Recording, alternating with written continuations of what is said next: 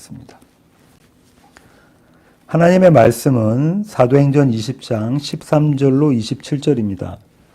사도행전 20장 13절로 27절의 말씀인데요. 함께 한 목소리로 읽으시겠습니다. 우리는 앞서 배를 타고 아수에서 바울을 태우려고 그리로 가니 이는 바울이 걸어서 가고자 하여 그렇게 정하여 준 것이라. 바울이 아수에서 우리를 만나니 우리가 배에 태우고 미둘레네로 가서 거기서 떠나 이튿날 기호 앞에 오고 그 이튿날 사모에 들르고 또 그 다음날 밀레도에 이르니라. 바울이 아시아에서 지체하지 않기 위하여 에베소를 지나 배 타고 가기로 작정하였으니 이는 될 수 있는 대로 오순절 안에 예루살렘에 이르려고 급히 가미로라. 바울이 밀레도에서 사람을 에베소로 보내어 교회 장로들을 청하니 오매 그들에게 말하되 아시아에 들어온 첫날부터 지금까지 내가 항상 여러분 가운데서 어떻게 행하였는지를 여러분도 아는 바니 곧 모든 겸손과 눈물이며 유대인의 관계로 말미암아 당한 시험을 참고 주를 섬긴 것과 유익한 것은 무엇이든지 공중 앞에서나 각 집에서나 거리낌 없이 여러분에게 전하고 가르치고 유대인과 헬라인들에게 하나님께 대한 회개와 우리 주 예수 그리스도께 대한 믿음을 증언한 것이라. 보라, 이제 나는 성령에 매여 예루살렘으로 가는데 거기서 무슨 일을 당할는지 알지 못하노라. 오직 성령이 각 성에서 내게 증언하여 결박과 환난이 나를 기다린다 하시나 내가 달려갈 길과 주 예수께 받은 사명 곧 하나님의 은혜의 복음을 증언하는 일을 마치려 하면은 나의 생명조차 조금도 귀한 것으로 여기지 아니하노라. 보라, 내가 여러분 중에 왕래하며 하나님의 나라를 전파하였으나 이제는 여러분이 다 내 얼굴을 다시 보지 못할 줄 아노라. 그러므로 오늘 여러분에게 증언하거니와 모든 사람의 피에 대하여 내가 깨끗하니 이는 내가 꺼리지 않고 하나님의 뜻을 다 여러분에게 전하였습니다. 아멘. 사도행전 강해 64번째 64회차고요. 방금 읽으신 본문 사도행전 20장 13절로 27절의 말씀을 갖고 사명이라는 제목으로 함께 나누기를 원합니다. 우리가 자주 부르는 찬양 중에 사명이라는 곡이 있습니다. 가사가 이런데요. 주님이 홀로 가신 그 길 나도 따라가오. 모든 물과 피를 흘리신 그 길을 나도 가오. 험한 산도 나는 괜찮소. 바다 끝이라도 나는 괜찮소. 죽어가는 저들을 위해 나를 버리길 바라오. 아버지 나를 보내주오. 나는 달려가겠소. 목숨도 아끼지 않겠소. 나를 보내주오. 굉장히 무게가 있는 찬양입니다. 죽기까지 사명을 다하겠다는 비장한 각오와 결심이 담긴 찬양입니다. 우리는 자주 이 찬양을 부르지만 정작 이 찬양에 나와 있는 가사의 내용처럼 우리의 현실이 되는 것을 바라지는 않습니다. 그저 우리의 각오를 다짐하기에 좋은 찬양 정도로만 여기고 있습니다. 그런데요, 2000년 전 소아시아 밀레도에서는 이 찬양이 현실이었던 사내가 있었습니다. 그의 이름은 저와 여러분이 너무도 잘 알고 있는 유명한 사도 바울입니다. 오늘은 그의 사명에 대해서 살펴보고자 합니다. 방금 읽으신 본문은요, 13절부터 16절까지 바울의 이동 경로를 설명하고 있고요. 드로아에서 밀레도까지, 결국은 예루살렘까지 갈 것이죠. 17절부터 38절까지는 에베소 교회의 장로들에게 바울이 고별 설교를 한 내용이 있습니다. 먼저 13절부터 15절을 보시면요, 바울 일행이 소아시아에 드로아에서 출발하는 장면이 나오는데요. 13절부터 15절 다시 한번 읽어보시겠습니다. 우리는 앞서 배를 타고 아소에서 바울을 태우려고 그리로 가니 이는 바울이 걸어서 가고자 하여 그렇게 정하여 준 것이라. 바울이 아소에서 우리를 만나니 우리가 배에 태우고 미둘레네로 가서 거기서 떠나 이튿날 기오 앞에 오고 그 이튿날 사모에 들르고 또 그 다음날 밀레도에 이르니라. 바울의 출발지가 어디냐면 드로아입니다. 드로아가 어떤 곳입니까? 청년, 정확히 소년이라고 말씀드렸는데요. 소년 유두고가 3층에서 떨어진 사건이 있었던 곳이 바로 드로아입니다. 늦게까지 일하고 몸도 마음도 지쳤던 에베소에 있는 성도들이 바울이 왔다는 소식을 듣고 다락방에 모이죠. 3층에 모입니다. 밤이 새도록, 밤이 새가지는지도 모르도록 말씀, 하나님의 말씀, 그리스도 예수의 복음을 나눈 교회 공동체가 바로 그곳입니다. 성도의 모임은 어떠해야 하는지, 교회의 정체성은 도대체 어떤 것인지를 우리에게 잘 보여준 그런 교회이죠. 바울 일행은 여기 이 드로아에서 출발합니다. 여기서부터 바울은 일행과 떨어져 아소까지 걸어서 가고요. 나머지 일행은 배를 타고 바울보다 앞서 그곳에 갑니다. 그 이유에 대하여 일부 신학자들은 이렇게 이야기합니다. 바울은 혼자 있기를 원했다. 왜냐하면 죽음을 예고한 예루살렘 입성을 앞두고 하나님과 혼자서 교제하는 시간이 필요했기 때문이다. 마치 십자가를 앞두고 예수님께서 겟세마네 동산에서 하나님께 간절히 기도했던 것처럼 그런 시간이 필요했을 것이다 라고 추측들을 하죠. 그러나 성경은 이에 대해서 아무런 증거도 제시해 주지 않습니다. 모르겠다는 거죠.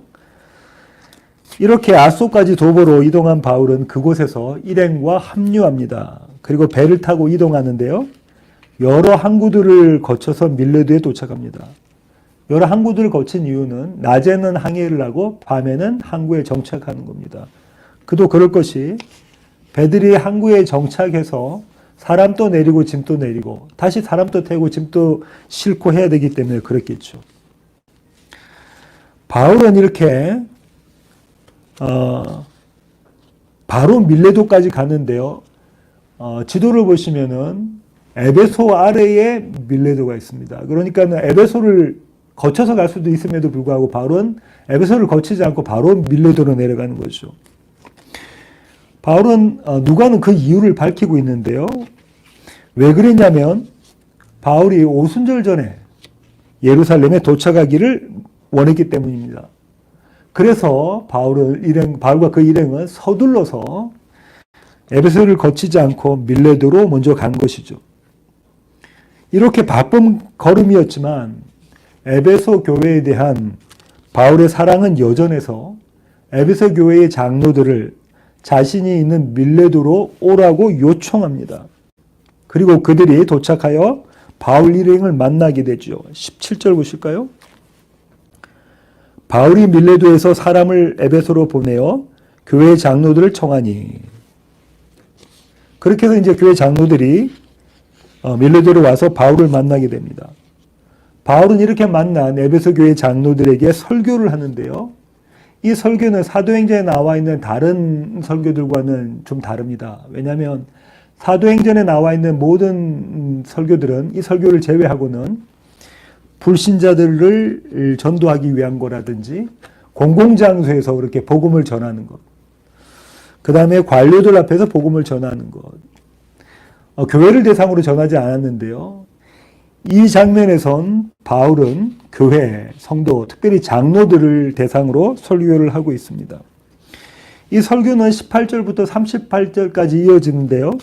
오늘은 그 전반부 18절부터 27절까지 살펴보고요. 다음 시간에 후반부를 살펴보도록 하겠습니다. 바울은 그의 설교에서 에베소 교회의 사역을 정리합니다. 좀 더 이렇게 확대해서 생각해 보면요. 비단 에베소 교회의 사역뿐만 아니라 바울이 지금까지 보여줬던 모든 사역, 1, 2, 3차 선교 여행에서 보여줬던 모든 사역을 정리한다고도 볼 수 있습니다.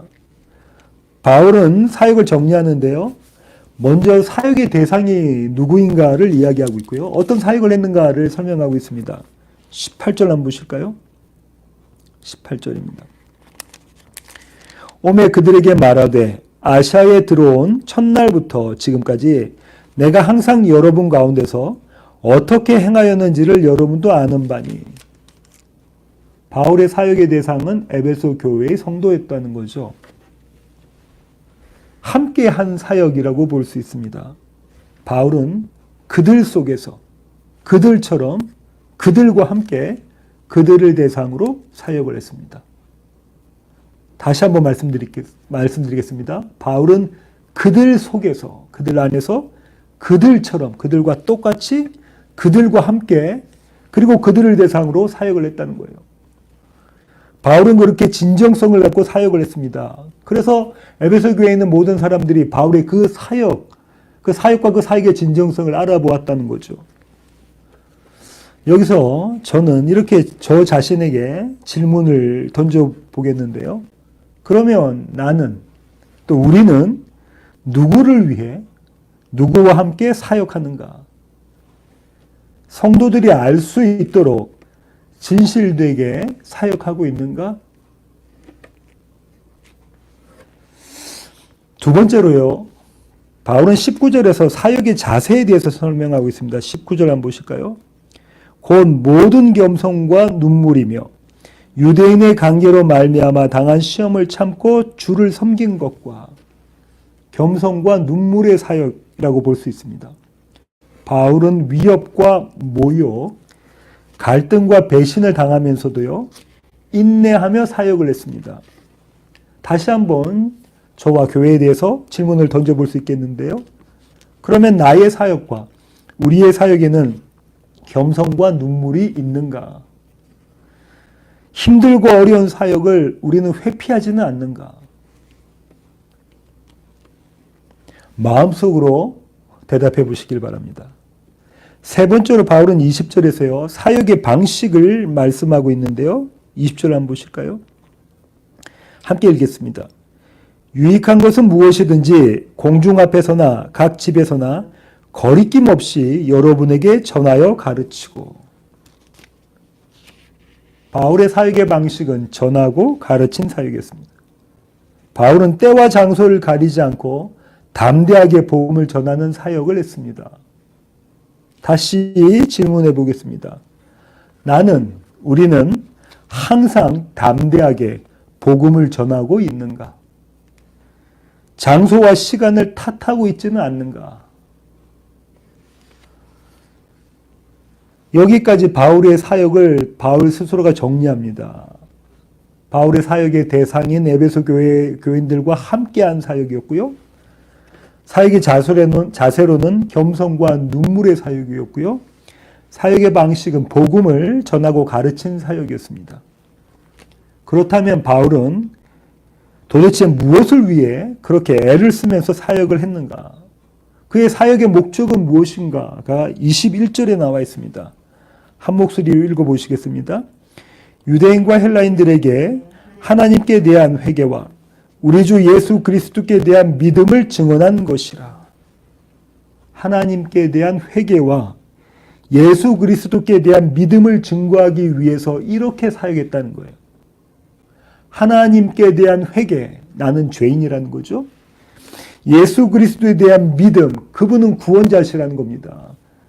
이것을 위하여, 이것을 증거하기 위해서 나는 그들 안에서 그들과 함께 그들을 대상으로 겸손과 눈물로써 전하고 가르쳤다는 거예요. 한마디로 에베소 사람들, 에베소의 성도들의 회개와 믿음, 즉 회심을 위해서 그렇게 했다는 겁니다. 다시 한번 저와 우리에게 질문해 보겠습니다. 나는 우리 사역의 목적은 무엇인가? 오직 복음을 전하고 그 복음으로 회심하며 날마다 성장하도록 하는 것이 사역의 목적이 맞는가?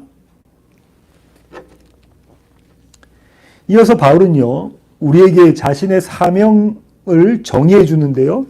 22절부터 23절까지 한번 먼저 보시겠습니다. 예루살렘 행을 지금 하고 있는 거예요. 바울과 바울의 일행이 그 예루살렘 행의 성격을 좀 밝혀주고 있는데요. 22절부터 23절입니다. 함께 읽으시겠습니다. 보라, 이제 나는 성령에 매여 예루살렘으로 가는데 거기서 무슨 일을 당할는지 알지 못하노라. 오직 성령이 각 성에서 내게 증언하여 결박과 환난이 나를 기다린다 하시나. 바울이 지금 뭐라고 하죠? 내가 예루살렘에 가는 이유는 성령에 매여서 나는 예루살렘에 간다는 거예요. 성령에 이끌림 받아서 예루살렘으로 간다는 거예요. 그분의 뜻에 따라 나는 예루살렘으로 간다는 거죠. 여기까지 괜찮습니다. 근데 그 다음에 뭐라고 하냐면 성령이 앞으로 내게 있을 결박과 환난을 많은 사람들을 통해서 증언해 주셨다는 거예요. 내가 지금 예루살렘으로 가고 있는데 거기 가면 결박과 환난이 있을 것이다 라고 증언하셨다는 거예요. 동일한 성령께서. 이 대목을 세상 사람들이 보면 바울의 이 선언은 모순처럼 들립니다. 모순처럼 들려요. 죽으러 가는 예루살렘 행입니다. 그렇죠? 바울은 지금 죽으러 그곳에 가겠다는 거예요. 그곳에 가면 죽는다는 거죠. 무슨 이런 하나님이 계시는가 싶지 않습니까? 죽을 것 같으면 어떻게 해야 되죠? 너 거기 가지 마라 해야 되는 거예요. 너 예루살렘에 가면 반드시 죽을지도 모르니까 그러니까 너 거기 가지 마 하고 말리셔야죠. 그 길을 막으셔야 되죠. 그런데 뭐라고 하냐면 바울은 나는 성령에 매여 예루살렘으로 간다라고 이야기하고 있습니다. 과연 이런 하나님을 믿을 수 있겠습니까? 그 하나님이 우리 가운데 계시지 않고는 이런 하나님 믿을 수 없습니다. 세상은 그래서 이런 하나님을 믿지 못하는 것이죠. 바울에게 있어서 그의 사명은 이런 것이었는데요. 이런 성령님에 의해서 바울이 지금 사명을 감당하고 있는데요. 그의 사명을 이렇게 바울은 정의합니다. 24절, 오늘 본문의 핵심 구절인데요. 24절을 크게 한 목소리로 다시 한번 읽어보실까요? 내가 달려갈 길과 주 예수께 받은 사명, 곧 하나님의 은혜의 복음을 증언하는 일을 마치려 하면은 나의 생명조차 조금도 귀한 것으로 여기지 아니하노라. 바울은 그의 사명을 은유로 표현하고 있는데 이렇게 이야기하고 있습니다. 나의 달려갈 길. 달려갈 길이라는 것은 출발점과 종착점이 있다는 거죠. 시작했으면 끝이 있다는 겁니다. 그죠? 시작과 마침이 있다는 거예요. 마치 100m 달리기 하듯이 아니면 1000m 달리기 하듯이 이제 시작했으면 마치는 그 자리가 있다는 거죠. 나는 그 길을 달려가고 있고 마칠 때가 되었다라고 이야기하고 있습니다. 이 달려갈 길에는 방향이 있는 거예요. 이리 갔다 저리 갔다 앞으로 갔다 뒤로 갔다가 아니라 가는 방향이 있습니다. 나는 나의 달려갈 방향이 있다. 그 길을 따라 나는 달려갔고 마침내 종착점에 왔다. 이렇게 이야기하고 있는 거죠. 나는 이제 나의 이 사명을 마치려 한다. 그러면서 바울은 사명을 설명하는데요. 첫 번째로 바울은 누가 자신에게 이 사명을 주었는가 여기에 대해서 답하고 있습니다. 누구에게 받은 사명이죠? 예수께 받은 사명. 그리스도 예수가 바울에게 이 사명을 주신 것입니다. 두 번째로 바울은요, 그 사명의 내용을 설명하고 있는데요. 사명의 내용이 뭐라고요? 하나님의 은혜의 복음을 증언하는 일. 하나님의 은혜의 복음을 증언하는 일. 내가 복음을 증거하는 그것이 나의 사명이다. 나의 달려갈 길이었다라는 거죠. 세 번째로 그는요, 그 사명이 자신에게 얼마나 소중한가를 이야기하고 있는데요. 얼마나 소중하면 이렇게 이야기합니다. 나의 생명조차 조금도 귀한 것으로 여기지 아니하노라. 내 생명보다 더 소중한 것이 나의 사명인데 나의 사명이 뭐라고요? 하나님의 은혜의 복음을 증거하는 것, 증언하는 것. 바울은 이렇게 자신의 사명을 한마디로 정의를 합니다.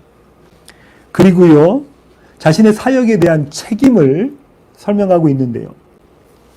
25절 먼저 보실까요? 25절 한 목소리로 읽으시겠습니다. 보라, 내가 여러분 중에 왕래하며 하나님의 나라를 전파하였으나 이제는 여러분이 다 내 얼굴을 다시 보지 못할 줄 아노라. 바울이 에베소 교회에 왔고요. 두 번째 왔을 때 3년 동안 또 이렇게 강론을 하죠. 그러고 난 다음에 또 에베소 교회를 들리기도 하고 합니다. 그렇게 수시로 왔다 갔다 하면서 복음을 전하고 말씀을 나누고 이렇게 했는데 이제는 바울이 이 장로들과 에베소 교회 성도들을 못 본다는 거예요. 왜냐하면 자기가 이제 죽을 날을 잡고 예루살렘 행으로 가기 때문에 그렇다는 것이죠. 그렇다면 이 고별 설교는 바울에게 있어서는 유언과도 같습니다. 에베소 교회와 교회의 장로들에게, 목사들에게 남기는 유언과도 같은 당부인 거죠. 바울에게는 그렇게 절박하고도 중요한 설교가 바로 이 설교인 겁니다. 26절부터 27절까지 같이 한번 읽어보시겠습니다. 그러므로 오늘 여러분에게 증언하거니와 모든 사람의 피에 대하여 내가 깨끗하니 이는 내가 꺼리지 않고 하나님의 뜻을 다 여러분에게 전하였습니다. 바울은 이 대목에서 구약의 선지서에 있는 말씀을 인용합니다. 에스겔 3장 17절부터 19절 한번 보실까요? 찾으셨으면 함께 읽어보시겠습니다. 인자야, 내가 너를 이스라엘 족속의 파수꾼으로 세웠으니 너는 내 입의 말을 듣고 나를 대신하여 그들을 깨우치라.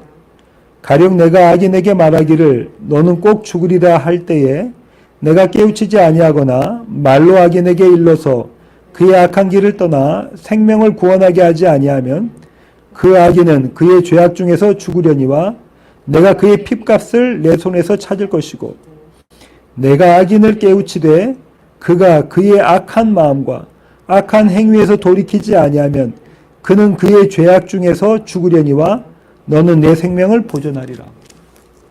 복음을 전할 기회가 주어졌는데 복음을 전하지 않으면 복음을 전하지 않은 것에 대한 핏값을 하나님이 물으신다고 하시고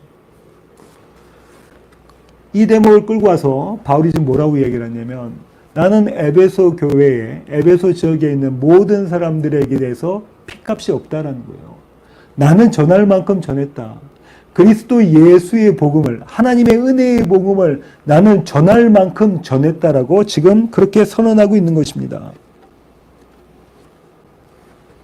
나는 나의 사명을 다했다. 바울은 이렇게 자신의 사명을 완성한 것에 대하여 성취한 것에 대하여 당당함을 갖고 있습니다. 다시 한번 저와 우리에게 질문해 보겠습니다. 우리는 우리의 사역에 대하여 바울처럼 이렇게 자신 있게 말할 수 있는가? 또 나는 나의 사명을 다했다고 당당히 선언할 수 있는가? 지금까지 여러 질문들을 했지 않습니까? 바울이 자신의 사역을 보여주면서 자신이 자신의 사명을 어떻게 감당했는가를 보여주면서 질문들을 던졌는데요. 그 지금까지의 질문들에 대한 제 대답은 한마디로 쉽지 않다입니다. 쉽지 않다. 어렵다라는 거죠. 자신의 사명에 대해서 이렇게 당당하게 말할 수 있는 바울이 부럽습니다. 전 목회자로서요, 바울처럼 자신의 사명에서 이렇게 당당하게 말할 수 있는 그런 바울의 모습이 너무 부럽습니다. 분명 사도 바울은 나와 그리고 우리 모두의 모범이 됩니다.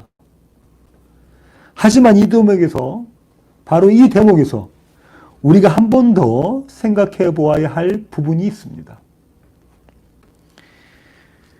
무엇이 바울을 그의 사명에 그토록 분투하도록 만들었는가라는 질문입니다. 도대체 무엇이 바울이 그토록 그의 사명에 대해서 분투하도록 만들어냈는가? 누가 바울을 이 위대한 사명자로 세우셨는가?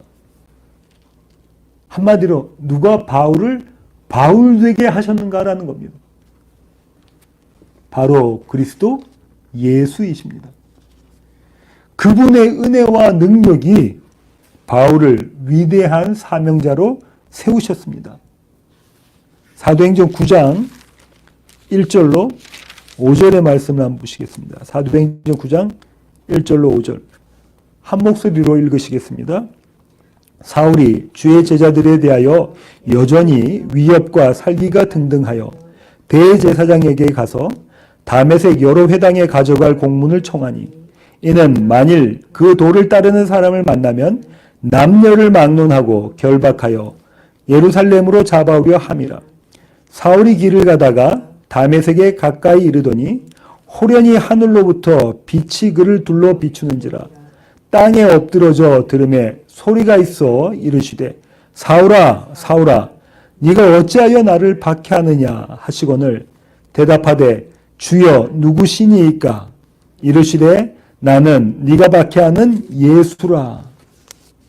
바울이 하늘에서 소리가 있으니까 이렇게 물어봅니다.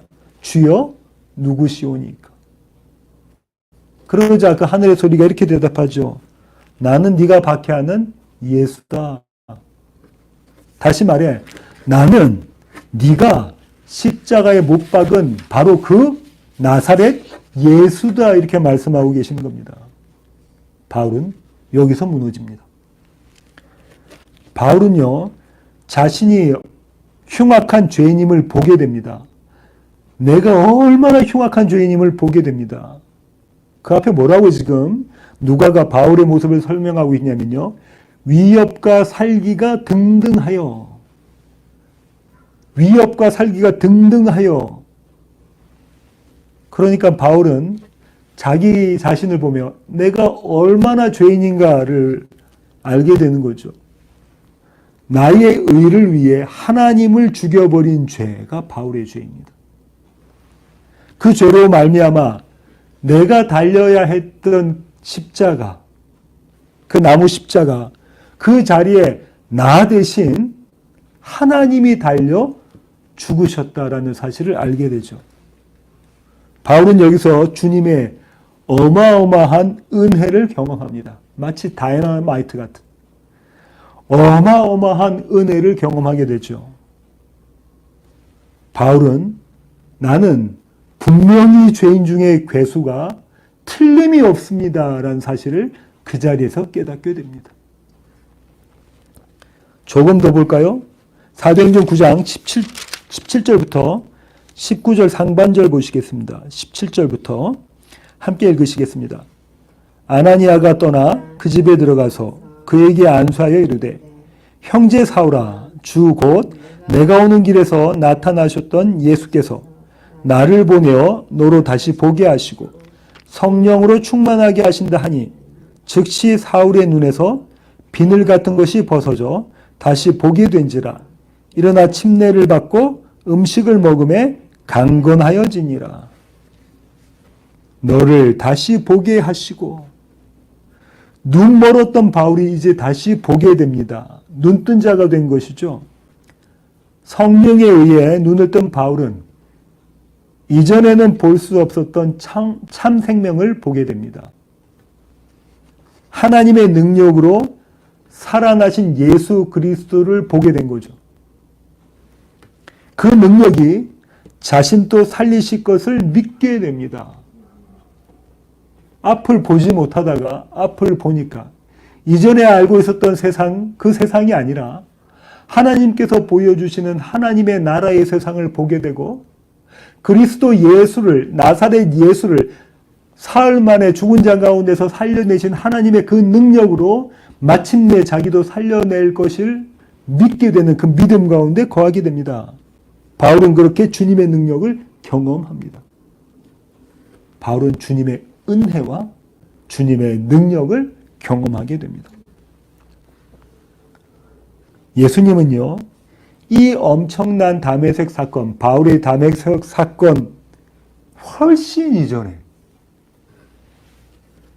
창세전에 예수님은 바울을 그의 제자와 이방인의 사도로 택하셨습니다. 사도행전 9장 15절부터 16절 보실까요? 9장 15절부터 16절 한 목소리로 읽으시겠습니다. 주께서 이르시되 가라.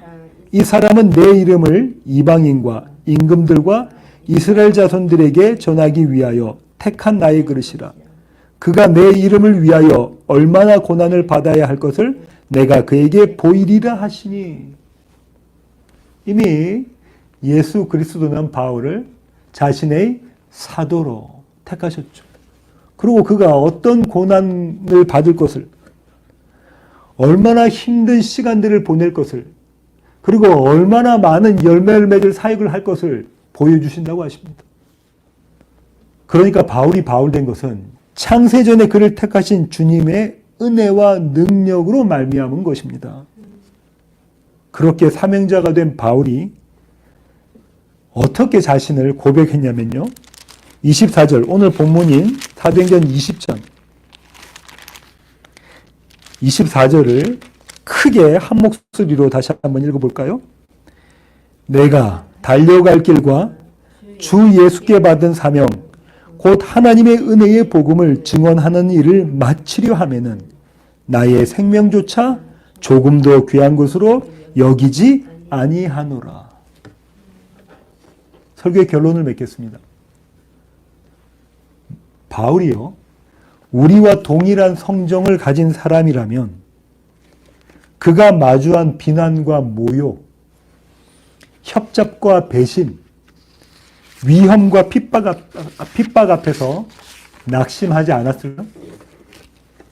바울 그에게는 실망과 좌절이 없었을까요? 언제 어디서나 싱글벙글했을까요? 죽도록 마음 아파하지 않았겠습니까? 분명 그도 그랬을 겁니다. 우리와 같은 성정을 가진 사람이라면 물론 분명히 바울도 그랬을 거예요. 그런데요, 바로 그 자리에서 그를 이방인의 사도로 지명하신 주님의 은혜와 능력이 드러납니다. 주님은 그렇게 바울을 바울되게 하셨습니다. 어디에서요? 바로 그 자리에서. 동일한 주님은 저와 여러분을 사명자로 세우셨습니다. 마침을 향해 달려갈 길이 우리의 인생이라면 저와 여러분의 인생은 바울과 같이 달려갈 길 위에 있는 거죠. 시작이 있고 마침이 있습니다. 우리의 달려갈 길, 그것이 우리의 인생이라니까요. 우리의 사명이라니까요. 마침내 우리는 그렇게 달려갈 우리의 인생에서 그 인생을 살아가는 우리 모두는 사명자라는 거예요. 지금 우리는 우리의 사명을 감당하고 있다는 거예요. 하루하루 시간을 보내고 있잖아요. 한 살 한 살 나이를 먹고 있잖아요. 마침을 향해 나아가고 있잖아요. 우리는 우리의 사명을 감당하면서 사명자로 지금 살아가고 있다는 겁니다. 주님은 우리가 아무 꺼리낌 없이 이 사명자의 길에서, 이 달려갈 길에서, 우리의 인생 가운데서 아무 거리낌 없이 하나님의 은혜의 복음을 증언하게 하십니다. 그렇게 그리스도 예수의 은혜와 능력이 우리의 사명을 완수케 하십니다. 마침내 우리로 하여금 우리의 사명을 완수하게 만들어내신다는 거예요. 그리스도 예수의 복음을 전하게 하신다는 거예요.